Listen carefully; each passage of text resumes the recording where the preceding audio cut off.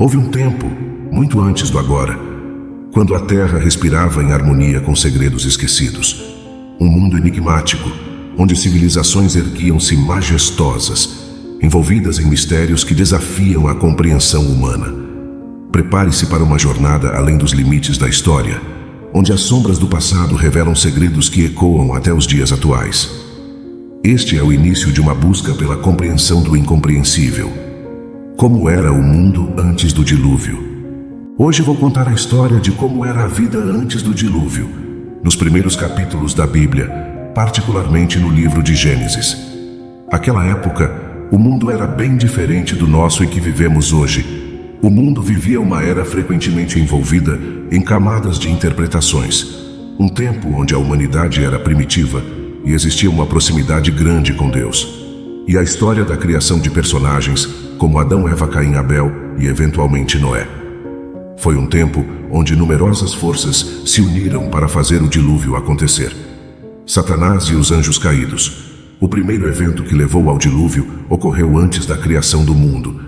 Este evento foi a criação dos filhos de Deus.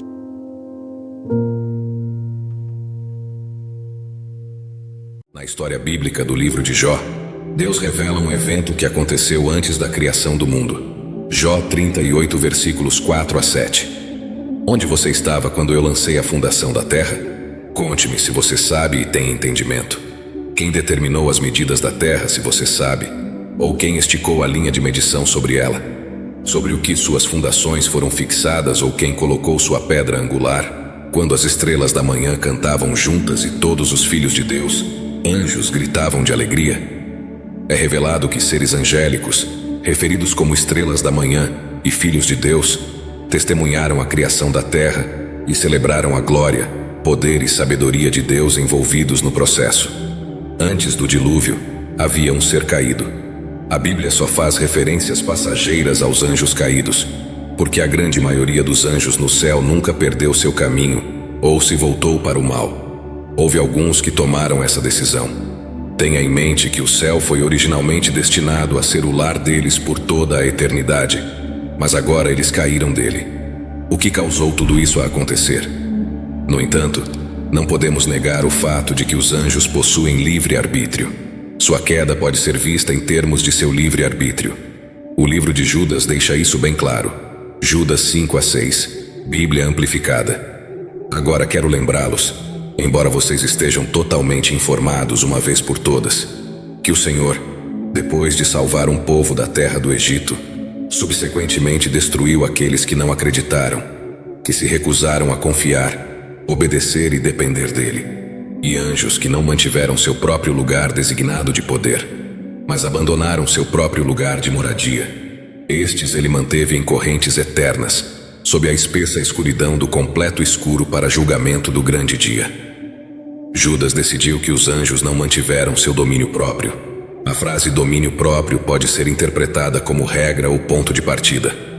Anjos foram feitos especificamente para a finalidade de habitar no céu com Deus, adorando-o e executando seus comandos. Eles foram formados para trazer glória a Ele, assim como as pessoas foram, mas os humanos foram projetados para habitar na terra, enquanto os anjos foram criados para viver no céu. Apesar disso, esses anjos deixaram seu começo, que é outra maneira de dizer que eles deixaram sua localização inicial no céu. Satanás, que se disfarça como um anjo de luz, está encarregado desses anjos e atua como seu líder. A grande rebelião, como alguns se referem, foi um evento no qual Satanás e uma porção das legiões angélicas do céu travaram guerra contra Deus e seus anjos em um esforço para derrubar a autoridade de Deus na esfera eterna. O diabo tramou um plano para derrubar Deus, seu Criador, e ele e os anjos que o seguiram acabaram sendo derrotados no conflito. Temos um relato disso do próprio Jesus, já que ele estava presente. Jesus falou sobre a glória e majestade que compartilhava com Deus Pai antes da existência do mundo. João 17, versículo 5, Bíblia amplificada. Agora, Pai, glorifica-me junto de ti, com a glória e majestade que eu tinha contigo antes que o mundo existisse. Antes da criação da terra, havia Deus e Deus tinha majestade com seu Filho. Jesus declara: Eu vi Satanás cair como relâmpago do céu. Como pode ser visto, Satanás é muito mais do que uma figura vermelha com chifres e um tridente.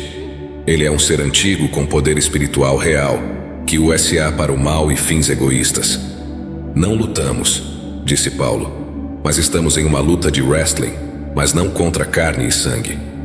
O reino de Satanás é altamente organizado, com diferentes áreas e níveis de autoridade, e suas sedes estão em regiões celestiais. Isso é um fato impressionante, mas é bastante claro.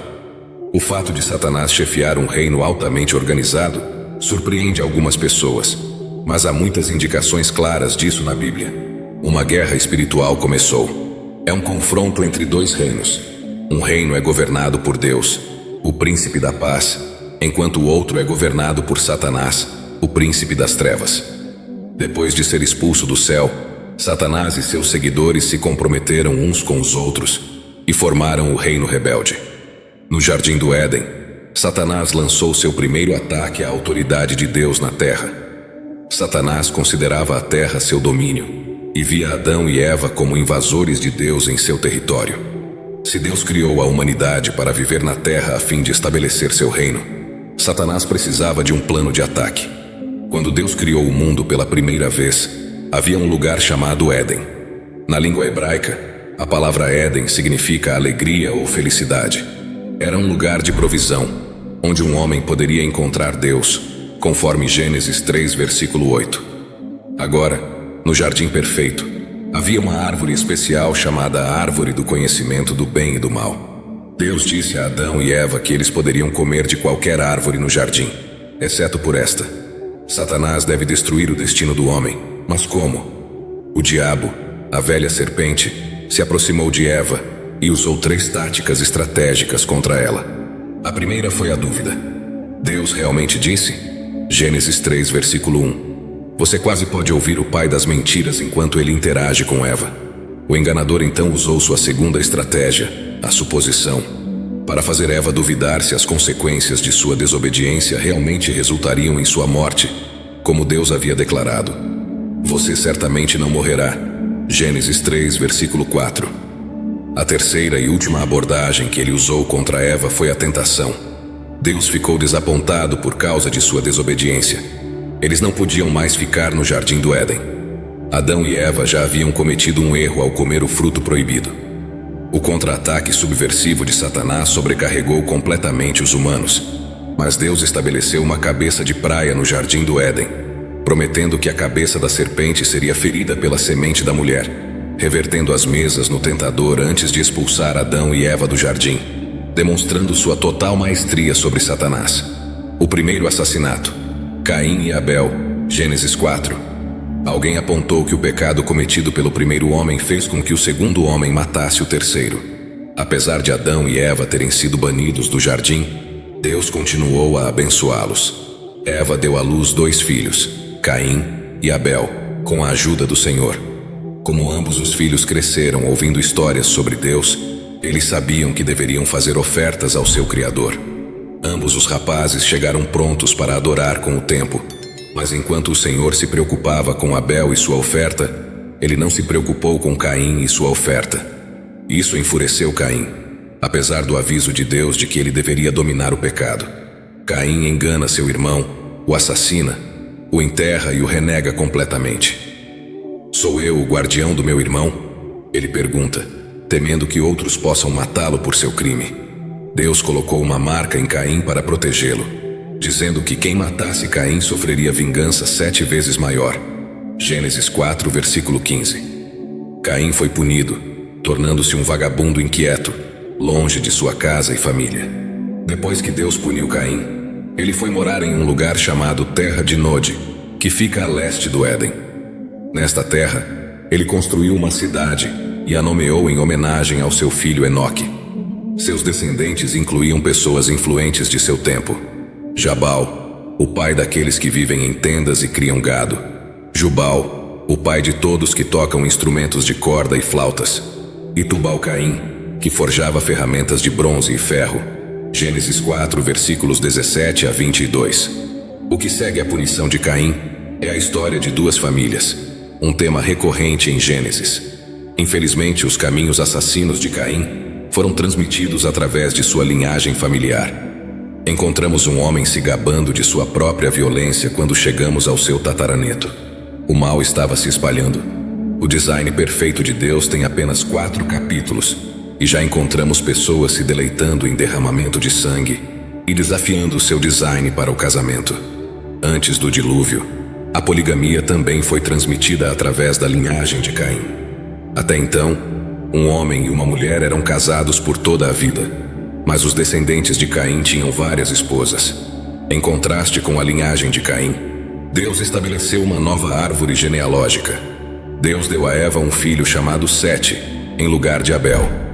Sete exemplificava o mesmo tipo de adoração que seu irmão falecido Abel, porque as pessoas começaram a invocar o nome do Senhor em conexão com Sete. A maneira de adorar de Caim, que é orgulhosa, aponta para si mesma. A maneira humilde de adorar, como praticada por Abel e Sete, clama a Deus. Judas 11. Ai deles! Eles seguiram o caminho de Caim, correram atrás do lucro no erro de Balaão e pereceram na rebelião de Coré. Não é surpresa então que quando Deus precisou de um servo obediente centenas de anos depois, ele escolheu Noé, da linhagem de Sete. O legado de Caim foi complicado. Por um lado, ele e sua família eram realmente bons em criar novas ideias e maneiras de fazer as coisas. Por outro lado, eles também tiveram muitos problemas com lutas e machucados, e parecia piorar com o tempo. Isso se tornou um símbolo do que é ser humano. Uma luta entre nosso potencial para o grande bem e nossa capacidade para o grande mal. As gerações após Adão, o mundo se tornou povoado, mas também se encheu de pecado. As pessoas não eram gentis umas com as outras. Mentiam, roubavam e até matavam. Dentro desse período, os homens viviam vidas extraordinariamente longas, seus anos contados em centenas. Era um período diferente, um tempo em que a humanidade ainda estava intimamente conectada às suas origens, e o próprio mundo era mais jovem e fresco. Adão e Eva tiveram outros filhos e filhas após Caim e Abel, e com o crescimento de sua família, veio o nascimento da própria civilização. A Bíblia diz que depois de se tornar o pai de Sete, Adão viveu 800 anos e teve outros filhos e filhas. Gênesis 5, versículo 4. À medida que os filhos de Adão e Eva cresciam, eles tomavam esposas e formavam suas próprias famílias. A população começou a crescer constantemente. Além de Caim e Abel, Sete foi outro filho de Adão que também teve descendentes, incluindo Enoque, Matusalém e, eventualmente, Noé. Adão, o primeiro homem, viveu até os 930 anos. Gênesis 5, versículo 5. Sim, você ouviu certo, 9 séculos. Ele teve filhos que também viveram vidas extraordinariamente longas. Seu filho Sete viveu 912 anos. Gênesis 5, versículo 8. E o filho de Sete, Enoque, viveu 905 anos. Gênesis 5, versículo 11. À medida que as gerações passavam, cada homem gerava filhos e os ensinava os caminhos da terra, como cultivar a terra e cuidar dos animais, e também como se conectar com Deus. Esta linha de pessoas era especial. Eles carregavam a semente da primeira união da humanidade com anjos caídos, mas apesar de suas longas vidas e sabedoria profunda, esses primeiros povos não eram imunes aos problemas que frequentemente afligiam a humanidade. Questões como ciúmes, raiva e, às vezes, até violência. No entanto, havia um homem que foi chamado Enoque. Gênesis capítulo 5 nos dá a primeira expressão de Enoque. Há um primeiro Enoque que foi o filho de Caim. Este é um Enoque diferente. Gênesis 5, 21. Quando Enoque tinha 65 anos, ele se tornou o pai de Matusalém. E do nosso conhecimento bíblico, sabemos que seu filho Matusalém foi o homem mais velho já registrado nas Escrituras. Quando estudamos as genealogias escritas na Bíblia, descobrimos que Enoque era o bisavô de Noé. Isso é encontrado em Gênesis capítulo 5, versículos 22 e 24. A Bíblia diz: E Enoque andou com Deus. Em uma era em que a maioria de seus contemporâneos tinha apenas o registro de seu nascimento e de seus filhos, Enoque é como uma lufada de ar fresco nos livros de história. Enoque foi introduzido como outros, mas apesar de não ter vivido tanto quanto alguns dos outros homens, seu testemunho é cativante. A Bíblia diz que ele andou com Deus e que, Quando chegou a hora de deixar a terra, Deus o levou sem a passagem da morte, como a conhecemos. Sua descrição é curta, mas pesada e significativa. Isso significa algo sobre seu andar puro com Deus que o traduziu. Sua vida é um modelo para tantas pessoas ao longo de diferentes gerações, pois nos ensina a viver para a audiência de um. Ele silenciosamente nos ensina a buscar apaixonadamente uma comunhão íntima e companheirismo com Deus, sabendo que, ao fazer isso, experimentaremos Deus em uma nova dimensão. Gênesis 5, versículo 24, nova versão americana. Padrão: Enoque andou com Deus, e ele não era, pois Deus o tomou. O caso de Enoque foi o primeiro arrebatamento registrado, pois Deus simplesmente o levou. Talvez a comunhão fosse tão intensa que a presença de Deus simplesmente o envolveu e o arrebatou. O livro de Hebreus fala sobre os homens dos quais este mundo não era digno.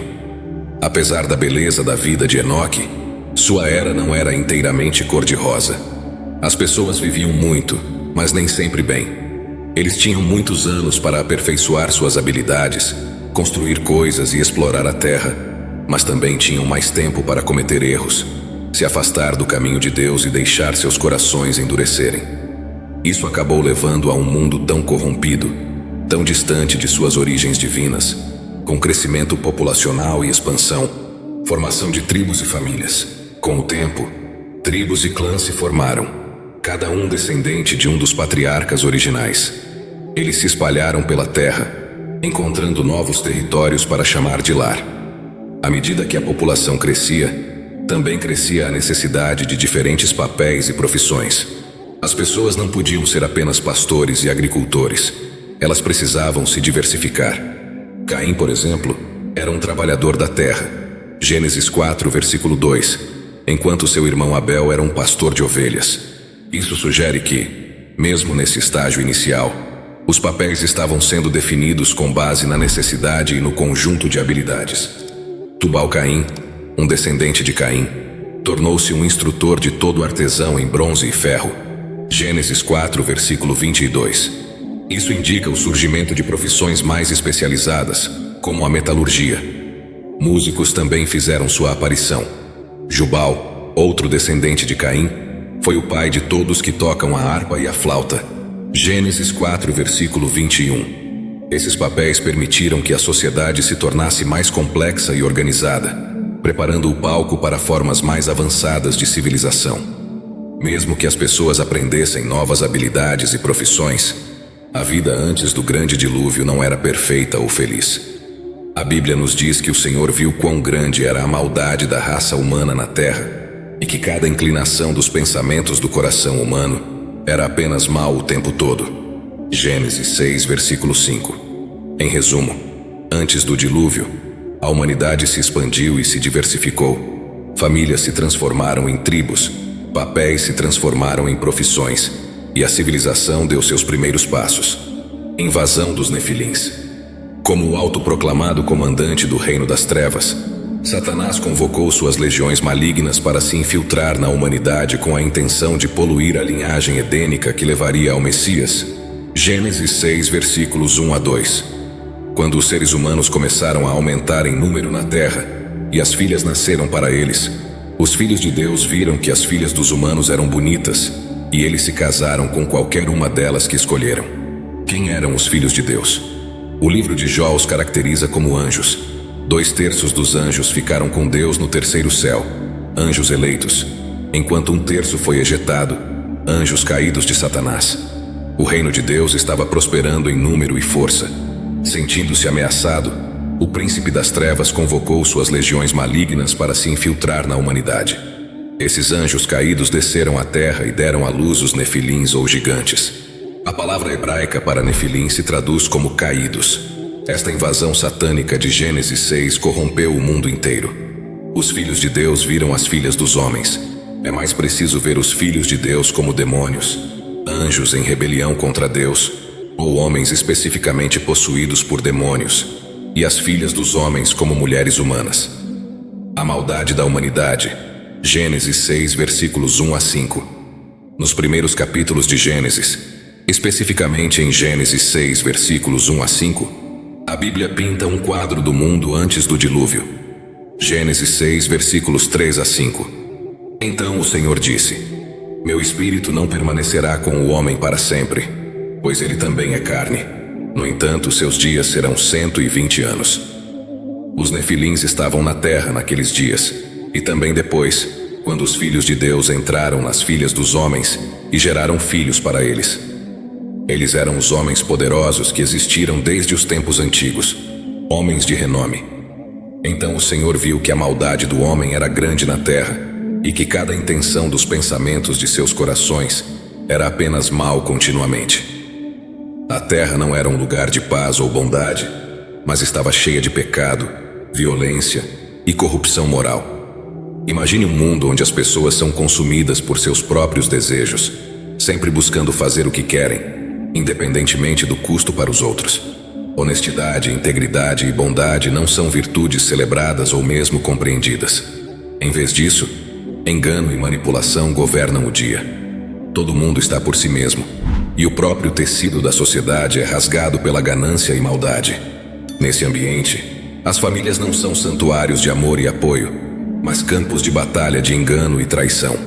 Vizinhos não cuidam uns dos outros. Eles procuram explorar uns aos outros. Os governos não são instituições de justiça, mas sim sistemas de opressão, sustentando o domínio dos poderosos sobre os fracos. Agora insira nesse mundo caótico um desenvolvimento incomum: os nefilins. Os nefilins eram especiais e não como pessoas comuns. Eram realmente fortes e maiores que a vida, mas pareciam piorar ainda mais os problemas do mundo. Eram admirados, temidos e talvez até adorados, afastando as pessoas do verdadeiro Deus que as criou. Seu poder os tornou objetos de fascínio, mas faziam parte de um mundo que estava se afundando cada vez mais no caos e no pecado. Foi nesse contexto que Deus viu a maldade da humanidade, declínio espiritual e moral, tristeza de Deus pela criação. A humanidade, a joia da coroa da criação, havia perdido seu caminho. Em vez de viver em harmonia uns com os outros e com o mundo, as pessoas estavam consumidas pela violência, maldade e engano. Deus olhou para sua criação e sentiu uma imensa tristeza. A Bíblia diz que o Senhor se arrependeu de ter feito seres humanos na terra e seu coração estava profundamente angustiado.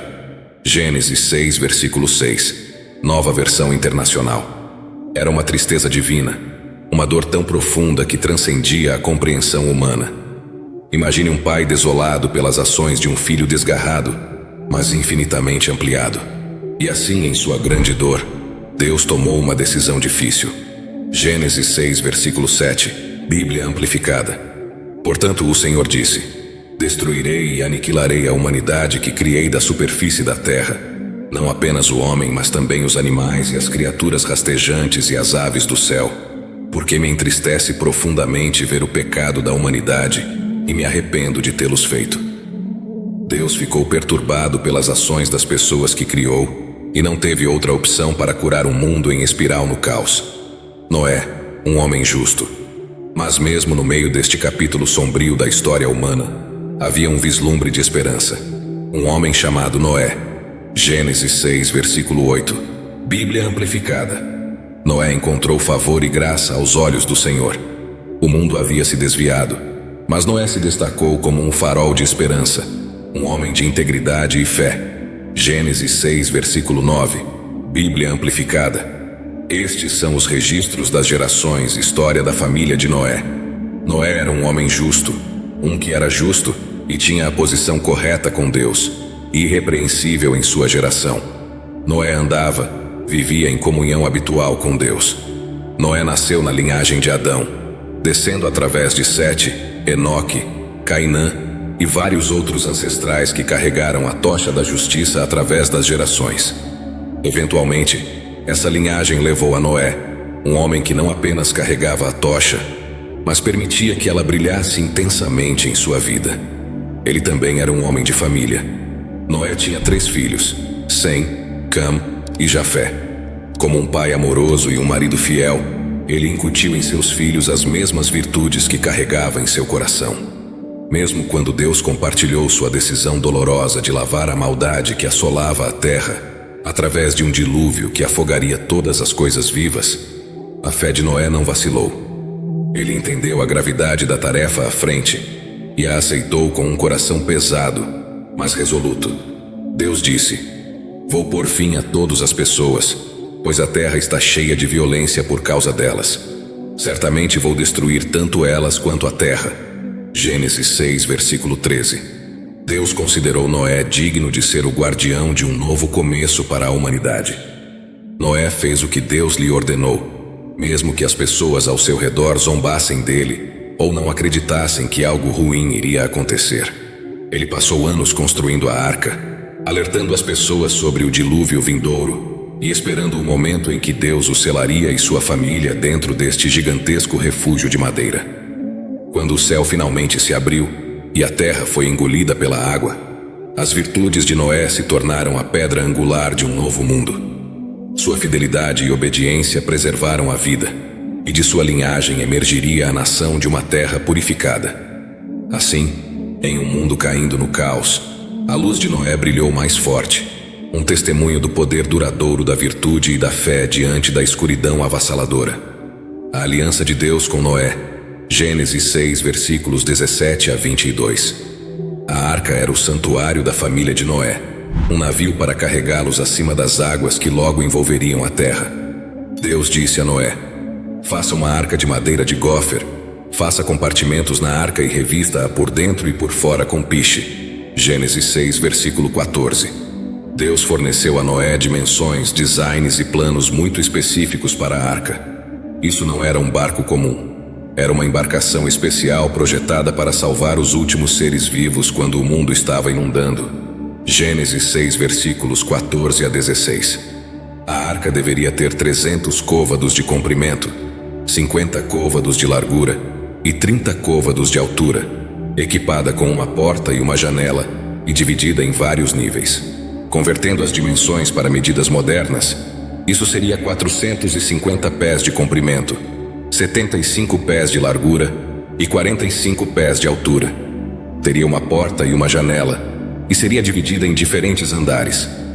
Deus disse: "É assim que você a fará." Gênesis 6, versículo 15. E assim Noé começou a tarefa monumental de construir a arca. Não foi fácil. Muitos o ridicularizaram e questionaram sua sanidade, mas Noé tinha fé. Com o passar dos anos e a madeira tomando forma, uma magnífica arca ergueu-se, um testemunho inegável da obediência e fidelidade de Noé. Deus também forneceu a Noé instruções sobre quem e o que levar para a arca. Sua esposa, seus filhos Sem, Cam e Jafé e suas esposas deveriam embarcar. Além disso, Deus disse a Noé para levar para a arca 2 de todos os seres vivos, macho e fêmea, para mantê-los vivos. Você deve levar consigo 7 de cada animal limpo, um macho e sua fêmea, 2 de cada animal que são imundos, um macho e sua fêmea. Também 7 de cada um dos pássaros do céu, macho e fêmea, para manter viva sua espécie sobre a face da terra. Gênesis 7, versículos 2 a 3. Noé fez tudo exatamente como Deus havia ordenado. Gênesis 6, versículo 22. O dilúvio foi um evento que transformou o curso da história humana, marcando não apenas o fim de uma era, mas o início de uma nova. A história de Noé e a arca é um lembrete poderoso da capacidade de Deus de renovar e restaurar, mesmo diante da maior das adversidades. Noé, com sua fé inabalável e dedicação a seguir a vontade de Deus, tornou-se um símbolo de esperança e resiliência, características que continuam a inspirar gerações. A história do dilúvio, com suas lições de fé, obediência e renovação, permanece uma das narrativas mais poderosas e duradouras da Bíblia.